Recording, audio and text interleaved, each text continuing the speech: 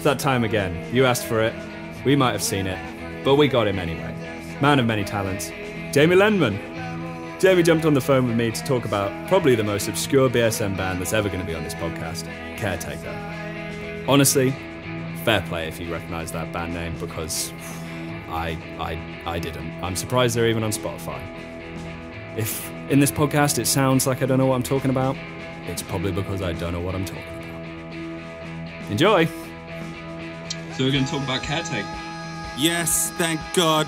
Caretaker's my fucking mastermind subject. Far away. So we should probably just start off with when you first heard the band and what that, what those feelings were when you first heard them.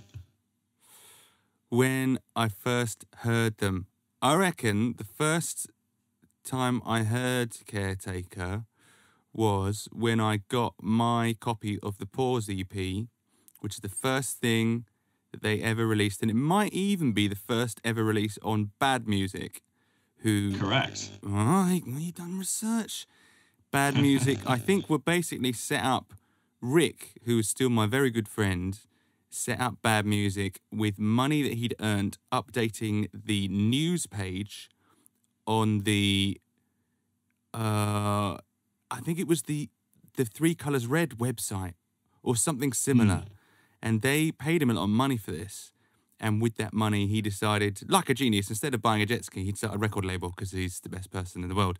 And he signed Caretaker. And I'd heard that John Peel had played Range Finding, which was the #1 track on the Pause EP. And so I bought the Pause EP.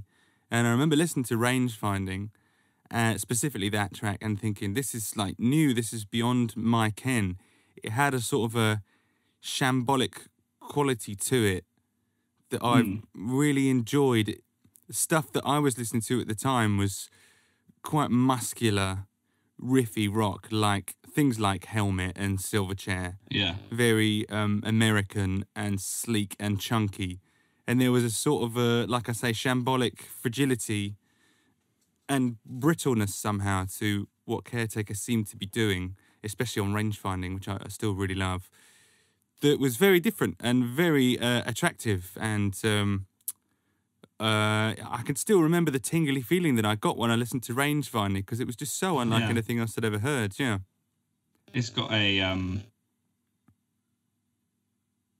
unique essence to it that's a little bit rough around the edge. It's not polished, and it's not heavy either. It was sort of, I never used to like the phrase indie, because to me indie meant the Charlatans, and Oasis, and I sort of railed against indie. But now I can hear that sort of jangly guitars, playing rock, but a little bit thinner than perhaps that sort of chunky riffery that I was used to. I feel comfortable using the term indie to describe that. And I'd say, like, at least early Caretaker, before they eventually got to their long time coming debut album 12 years later, they were, indie. And I didn't listen to a lot of that at that point. So, it was interesting to me. Yeah. Do you remember the date that you had on your Pause EP? Because I heard from the big man Kev that they only released 365. Yeah, because they had a library stamp. Do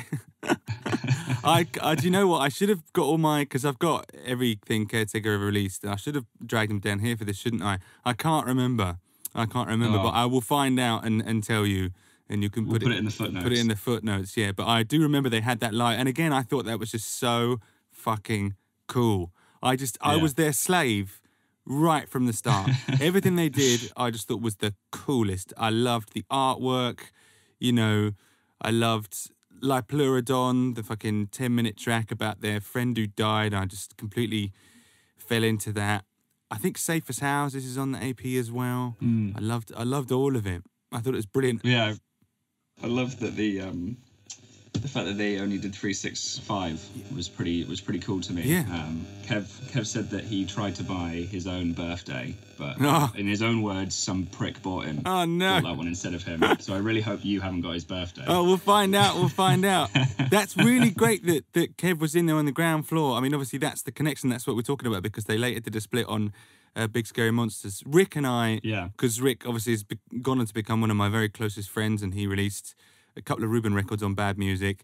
Because I was so enamored of Caretaker, I wanted whatever Caretaker had. I wanted to record our first EP with Place Position, who'd recorded Pause, which would have been completely wrong for Ruben, and I'm glad we didn't. And I wanted more than anything to be on Bad Music, because they were the coolest label. And I had to bully Rick quite hard into, not bully him, I pestered him. He wasn't actually swayed. He's got his own mind and he knows what he likes. And it was only when he really found his way into Ruben that he was like, okay, you can have an EP. But I've often talked with Rick and Kev about the similarities between Bad Music and Big Scary Monsters. And in fact, between Rick and Kev, they're sort of quite similar personalities, I find. Good businessmen, trustworthy, but to an extent, they keep their cards close to their chest, as any good label boss must. Yeah, and maybe that's why I find it so easy to work with Kev and Big Scary Monsters, because there's a similar vibe to that very first label that I was involved with, Bad Music. Interesting. Yeah. It's like when those early labels that were on the MySpace world and the forums and the blog posts, it seems to all come from this sort of early adoption of the internet. Do you think? I feel like Bad Music was maybe a little bit before MySpace. MySpace was when I was sort of bowing out of the music industry. I think I missed MySpace a bit. I had a bit of it just when it got started, and then I sort of went on my hiatus and missed out on it. I don't know about MySpace labels. I don't think Bad Music ever had a... Did BSM have a MySpace page? It must have. 100%. I think Kev's gone on record multiple times saying MySpace was the best thing about the music industry. Oh, great. Well, he wants to see if he can buy it off Justin Timberlake. Yeah. So that's a good intro. So what was your favourite release by Caretaker? Well, my favourite release overall, and this took some doing because they've all got different places in my heart, I would have to say my favourite release was their self-titled mini-album, which they put out on Fierce Panda, which, again, I was very jealous of, and I liked Simon from Fierce Panda. And we talked about doing a few bits on Fierce Panda, didn't work out. We won a couple of compilations, and we were very friendly with Simon, but didn't end up signing to them. That was like the next step up to Fierce. If you got a record on Fierce Panda, you'd graduated. And they recorded that mini-album. And 2002, I feel? Do you know what? I looked at it the other day on Spotify, and I think it is 2002, yes. And I think Rick or Harry, because I was sort of friends with them by this time, someone gave me a tape of it, and I heard, I can't remember the name of my favourite track, Hidden Agenda. Oh, man. I heard Hidden Agenda, and it was just, so it was, and again, it was like a step up. They had, the sound was a bit thicker, but it still had that fragility. And Harry was really unknown to me because I didn't know Harry very well. I know him very well now. He was in my band for a while, and obviously I was in Caretaker, and we still hang out. He came and guitar tech for me at Glastonbury, actually, Harry. He'd been getting into heavier music, like Pelican and Neurosis, unbeknownst to me. And so when suddenly there was a bit more screaming in Caretaker, that was good news for me. But they still sort of they were like indie, still quite indie, but there was an added edge to them, which I think the track Hidden Agenda really exemplifies. And Harry's vocal performance, I'm such a huge fan of his. Lots of my friends, people like Rick and Harry and other folks, Paul Townsend from 100 Reasons as well is another one. They're my close friends who I've shared many, intimate moments with over the years. We're good friends in every sense of the word, but they remain my idols, as a music fan, and especially of, I think the music scene that I grew up with was quite fecund, a lot of great music. These people remain my heroes, really. It's quite odd. So when I go around Harry's house, Harry just sees me as like Jim the Weird Lump, right? Who once wrecked his band by playing drums badly for 3 years. But I still see Harry, and I remind him every now and then, and it's difficult for him, as like this amazing hero in the mold, in the same Hall of Fame as like Freddie Mercury and Trent Reznor. I admire Harry so much, and his vocal performance on Hidden Agenda is still spine-tingling. The hurt that he manages to put into his vocals about this friend that he feels that has betrayed him, even now, even just thinking about it, I get all goosepimply. And so Hidden Agenda really was, I thought, wow, they've really stepped it up. And then the rest of the album is sort of a greatest hits of other bits. They had Routine, they re-recorded Routine, which had been a previous single, and they re-recorded Safest Houses, which had been on the Pause EP, sounded great. And then Backs Against the Wall had also been on another Fierce Panda compilation, and Red Mist had been on Big Scary Monsters. There it is. So it was sort of like a greatest hits, that mini album, and yeah, it's still my favourite one. I mean, all their records are great, but if I had to pick one, yeah. Do you find it hard to categorise them in terms of what is the best? Well, the thing is, because I'm so personally involved with them, having been in them for quite a long time, despite never appearing on any of their recordings, which is really odd and probably quite a good thing, they all mean different things. So, you know, the Sign of 4 EP, which is a close second, is the EP that I just missed out on. Their drummer had just left when that came out, and I was the new drummer. And I toured that EP for better or worse, and we played that EP every night. And then on the other side of it, their eventual album, Providence, which is very heavy and miles apart from the Pause EP right at the start. I think it's like at least 10 years in between them. That album, I was there for the writing of that, and a lot of those are my drum parts, and we toured that as well when we were sort of promoting Sign of 4, which I hadn't played on. We were writing and performing new stuff that would eventually go on Providence, and yet I left just before they recorded Providence. So there's sort of two releases that I'm nearly on, but not quite, if you see what I mean. So what could have been? Oh, it would have been shit. I mean, their drummer, Sam, is so excellent. And the first time I went to see Caretaker after I'd left him with the new drummer, I was a little bit afraid that it might be a weird experience. You know, like seeing your ex-boyfriend or girlfriend with someone else. But actually, they were just so good. They were so excellent that all of that just blew out the window. And I got to enjoy them as my favourite band again, instead of being like my job. I was quite unhappy when I was in Caretaker. Nothing to do with Caretaker. It was all, you know, Reuben were falling apart and my life was falling apart, and it was bad timing. But I think Sam might be Caretaker's best drummer. I think he's fantastic. So, yeah, I really enjoy listening to Providence with someone else playing my drum beats all wrong. Or just better, played them better. A different interpretation of your Let's parts. say that. Yeah.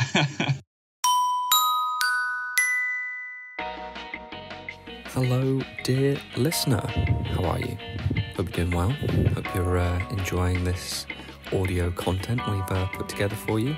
Feel like it's been a minute since you had an advert, so how about an advert? So, talking to our dear friend Jamie Lenman. As you probably know, or if you don't know, Jamie Lenman has a new mini album called King of Clubs. It's coming out on BSM, obviously. It's coming out on September the 25th. It's a perfect mixture of nasty and nice, or, you know, just your general Jamie Lenman vibes. It's pretty good. I'm obviously going to say that. It's pretty good. So, register your interest, get onto bsmrocks.com, pick it up if you're listening in the future, and enjoy. Anyway, back to me talking to him. Cheers. Did you ever see them before you joined the band and knew them personally? Oh yeah, I saw them almost every gig they played. I was a real devotee. I can't actually remember the first time I saw them play live. I can remember the first time I saw them, I watched their sound check. They were doing a gig. A key to this whole thing is a band from the local area which had been completely swallowed by time, called Dreyfus, who were also my very good friends. I was very friendly with the drummer, Greg. And they were in the middle of this, while I was trying to be, like I said, the sort of American Helmet, Silverchair, or their Australian type chuggy riff thing, that I still saw a connection to Nirvana in that we were all still recovering from Nirvana. And in Farnborough, in Aldershot, the bands were metal bands. In Farnborough, they were a little bit more fragile and experimental. And there was a sort of thing going on with like Pavement and the sort of lo-fi thing and Sebado, and spinning off into a slightly more jangly version of what Nirvana had done. It's like the Nirvana nucleus got split two ways. Some bands went with the heavier halves, like, you know, Negative Creep and whatever, and some bands went with the sort of slightly more itchy lo-fi half. And that was what was happening with Dreyfus, who were my friends. And Dreyfus, I loved that band. And they would say to me, oh, Caretaker this, oh, we got to give Caretaker that. And I'd be like, what? And I didn't know who Caretaker were. And they're like, oh, you wouldn't know. They're some excellent band from over in Petersfield. Peterborough's a long way away, Petersfield. And Alton, you know, there was some sort of Alton. So they were like a very exotic creature to me, Caretaker. And then I met Seb, the bass player, who again would become a very close friend at the West End Centre. And he was very aloof. He was everything that I wanted in a rock star. You know, he very unaware of how cool he was. And, he, you know, the joke is that when you're teenagers and everyone is sort of itchy and uncomfortable in their own skin, but to me, again, Seb was like a rock god. This like 14-year-old kid with big curly hair and blotchy skin, I just thought he was the absolute Jesus of rock and roll. And then I watched them play their sound check because Dreyfus, I'd gone with Dreyfus to play their gig with Caretaker. Oh, that's Windows 10 for you there, chiming in. Gotta update it or it'll kaput. And I saw Caretaker do their sound check, and Harry, just as a joke, someone mentioned the new At the Drive-In record, which had just come out, Relationship of Command, and we were all into that. And Harry just tossed off the riff from One Arm Scissor like he didn't even care. He's like, oh yeah, we should do something like At the Drive-In, and just played this riff that like I could never have worked out in 10 years. And then everyone laughed. It was like, LOL, imagine playing At the Drive-In. And I was like, what? Tell me the chords. You know, but I was just quiet from the back of the room. So immediately I was just overawed with their ability and their comfortableness. And I watched their soundtrack. I thought it was brilliant. And then I can't remember if I even stayed for the gig at that point. But over the years... You'd seen it all at that point. Yeah, I'd seen all I needed to see, yeah. But over the years, I would go, to umpteen, countless Caretaker gigs to watch them play. And I loved them. And all I wanted was to be there, like, bosom buddies and be their friends. But they were a little bit cool for me. And I don't think they really understand. They were sort of caught up in... McCluskey, people know McCluskey these days, don't they? Yeah. And like I say, they were doing the sort of more scratchy, Pixies-esque. McCluskey distrusted what Nirvana had done to their sacred Pixies, right? Which I never understood, because I never really got the Pixies. I liked the more sort of poppy, teen-friendly version that Nirvana had created. I'm sorry if this is getting a bit convoluted. I'm trying to explain the minutiae of what was happening in the scene. And McCluskey were a sort of... they're basically a Pixies tribute band, but I loved them, and I thought they were way better than Pixies anyway. And that was where all these guys were sort of aligned. They were in the McCluskey camp. And then when we bagged the tour with McCluskey, because I loved them too, they were really nice to us, but even they didn't really get, and they said as much to us, what we were doing. We were trying to go for this sort of sleek, more Nirvana poppy thing with it. And their audiences were very hostile to us. And some of those audiences included, like, Caretaker and some of their pals and people who I'm now friends with who gave me a lot of shit, including one gig in Oxford where the heckling got so bad that I think I left the stage to confront the heckler. And we're now good friends. And he sends me lots of nice records and whatnot. But at the time, there was quite a sharp divide, even within this already very narrow niche of rock and roll, between who was making the, inverted commas, real music and who was making the slightly slicker, poppier stuff. And I think certainly Harry, who, like I say, is now my close friend as well, viewed me with a certain distrust because I was trying to make this poppy version of it, and he was doing the sort of itchy, weird lo-fi bit. Seb, I ended up becoming friends with Seb first because he lived in a flat with Rick Melia of Bad Music. And so when I would go around to hang out with Rick, I then became friends with Seb and his then girlfriend Kate, who ended up marrying Rick. Uh-oh, that was a whole thing. There was a whole scene, man. And so then, and that was my way in. I became friends with Seb. We bonded a lot over comic books. He introduced me to a lot of great comics. And Mike Mignola's Hellboy. We had some great times around that flat just reading comics and listening to Sleater Kinney and all this jangly stuff. Yeah, and then eventually I became friends with Caretaker, but it took a long time. And I went to a lot of their gigs as essentially a groupie, not really in that gang and wanting to be in that gang. And eventually, like I do... Sort of fell into it. I didn't fall into it. I worked very hard to infiltrate it. The same thing happened with Down I Go. That band Down I Go, I saw them on the internet and I said to myself, I'm going to become friends with these guys. And I badgered them until we're friends, and now I'm on their records and they're on my records and it's fine. But listen, it's hard work making friends. Don't let anyone else tell you different. So yeah, I had to try really hard, but we ended up buddies. That's a lot of early 2000s scene gossip right there for me. It got really deep, didn't it? Really salacious. Yeah. Yeah. I hope some people are taking notes and ticking. Oh my these God, off no one to- has heard of any of these bands. It's so pathetic. Anyone heard of Geisha? No one's heard of Geisha. Alexa Chung. You ask Alexa Chung about Geisha, she'll tell you all about Geisha. Yeah. She was part of that scene. We used to go to the Winchester Railway Arms and watch Caretaker and all these bands. Yeah, Alexa Chung, we were pen pals for a while. This is the whole thing. Yeah. Wow. Okay, so final question for you. With all that in mind, now they're some of your good friends. Yes. Do you have any sort of inspiration from Caretaker, or is it a bit weird that they're your close friends and you are secretly inspired by them? No, it's not. It's not weird. It's fine. I think because when I became the drummer, everything got no holds barred, and everything got less weird. Even though I'm still in awe of Harry and Seb and John and Chris, the original drummer, and Sam. It's not weird that I'm in awe. For me, maybe it's weird for them. But the connection still remains. Like I said, Harry was in the heavy mellow band for a long time. He helped me work out what I was doing on Muscle Memory, even though he never toured with us. And he was in the video for All the Things You Hate About Me. He's the guitarist in that because Chris, our touring guitarist, couldn't make it, so we roped in Harry just to do some miming and grow a moustache. He's very important in my life, Harry. And Seb moved to Bristol. I don't really see Seb very often. I see Seb once a year at Arctangent Festival, and we have a little chat about the old days. He comes and sees my set. It's great. And I got a nice message from Ben Lawson, another character in this scene, who made the Caretaker website and was responsible. I think he co-released their debut album, Providence. Ben Lawson, another good cat that was always there. He said because he lived in Bristol as well, he came to my Thekla show that I did in November last year. And he wrote me a very nice email to say, I came to the Thekla show. I didn't see him there. And it was really nice to hear Coda, because Coda is my favourite Caretaker track that was on that Sign of 4 EP that I toured but hadn't recorded.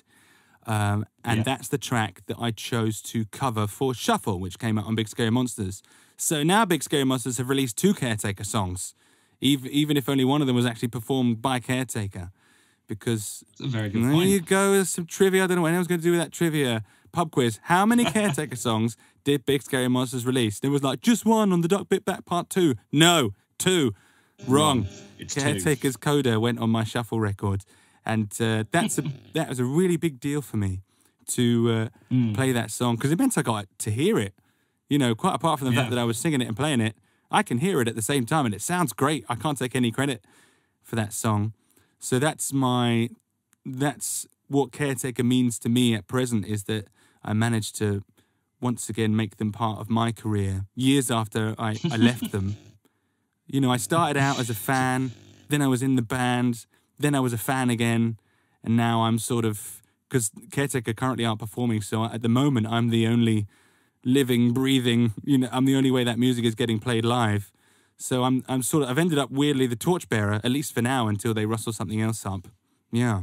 Yeah, it's a beautiful full circle of being a fan, joining the band, leaving the band, and then rejoining the band as yourself. It's really funny, isn't it? And if only Harry had been teching for me at those shows when I was playing Coda, that would have just been the absolute weirdest. But he wasn't available. I did ask him, but he wasn't available. But we'll see. So yeah, that's a funny story, yeah. I think that's a beautiful place to end it. Sure thing.